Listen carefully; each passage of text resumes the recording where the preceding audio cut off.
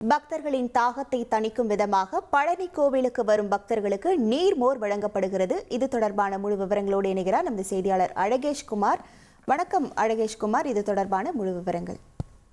முருகனின் மூன்றாம் படைவீடான பழனி முருகன் கோவிலில் கோடை விடுமுறை துவங்கியதிலிருந்து ஏராளமான பக்தர்கள் வர துவங்கியுள்ளனர். தற்போது பக்தர்கள் 3 மணி நேரம் காத்திருந்து சாமி தரிசனம் செய்து வருகின்றனர். வெயிலின் தாக்கம் அதிகரித்துள்ள நிலையில் தரிசனத்திற்காக காத்திருக்கும் பக்தர்களுக்கு கோயில் நிர்வாகம் சார்பில் நீர்மோர் வழங்க நடவடிக்கை எடுக்கப்பட்டுள்ளது. அதாவது ரோப் கார், விஞ்ச் நிலையம், மலைக்கோயில் வரிசையில் காத்திருக்கும் பக்தர்கள் ஆங்காங்கே படி வழியாக என பக்தர்களுக்கு செல்லும் பாதைகளில் நீர்மோர் வழங்க பக்தர்களுக்கு ஏற்பாடு செய்யப்பட்டுள்ளது. கோடை வெயிலை தாகம் தீர்க்க கோயில் நிர்வாகம் வழங்கும் இத்திட்டத்தை நடைமுறைப்படுத்தி வருகிறது. பக்தர்கள் ஆர்வமுடன் நீர்மோர் பருகி சென்றும் வருகின்றனர்.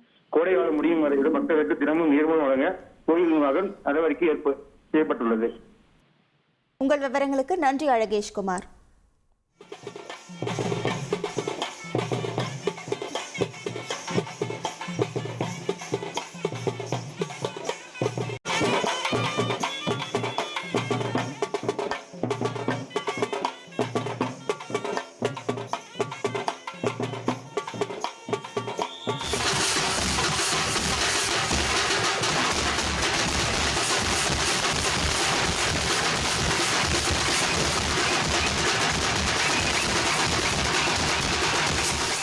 உங்கள் தந்தி ஒன் தொலைக்காட்சியில் அண்ணாமலை தினமும் மதியம் 12 மணிக்கு காணத் தவறாதீர்கள்.